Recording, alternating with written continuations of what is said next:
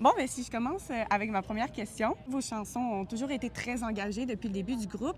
Ben, pourquoi c'est important pour vous de garder les chansons engagées et qui tournent quand même autour de la politique? Bien, je pense que à la base, c'est venu comme une démarche naturelle. Tu Oui. sais, c'est le citoyen en nous qui avait envie de profiter de cette tribune-là, puis de l'exercice artistique pour plancher sur des sujets qui nous préoccupent, qui nous inquiètent. Puis ce sentiment-là, de cette soupape-là, puis cet échange-là qu'on a avec le public depuis 30 ans, Mhm.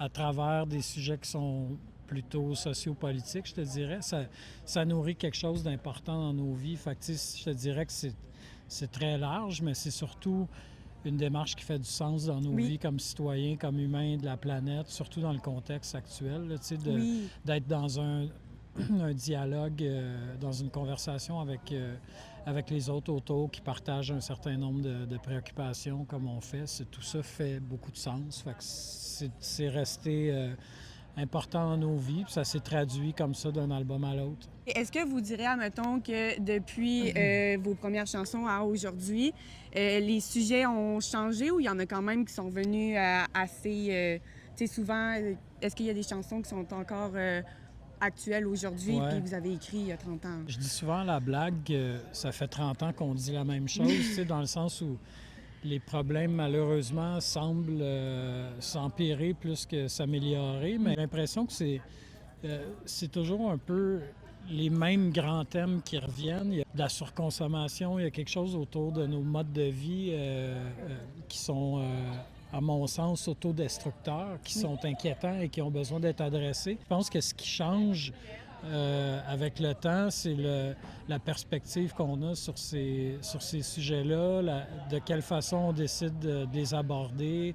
Il y a eu des périodes où c'était plus à travers la Mhm. colère que ça a été fait, puis d'autres périodes où ça s'est fait plus dans le sarcasme, d'autres où on a vécu du cynisme à travers tout ça. Puis aujourd'hui, j'ai l'impression on est plus dans une logique solidaire, mettons, dans un échange qui se veut un ancrage à quelque part, une façon d'entrer en contact avec Oui. les autres puis de nommer cette souffrance-là. Je trouve pas qu'on a une responsabilité dans la mesure où la responsabilité, elle appartient à tous et Mhm. chacun. C'est pas parce que on est des artistes puis qu'on monte sur scène puis qu'on a une tribune qu'on a une responsabilité plus grande que les autres, mais on a peut-être par contre plus d'impact à quelque part, puis on accueille ça, cette tribune-là, pour échanger là-dessus, puis porter le message un peu plus loin, mais c'est pas...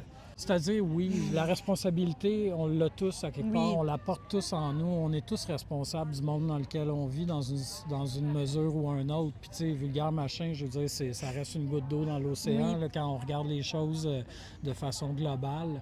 Euh, Oui.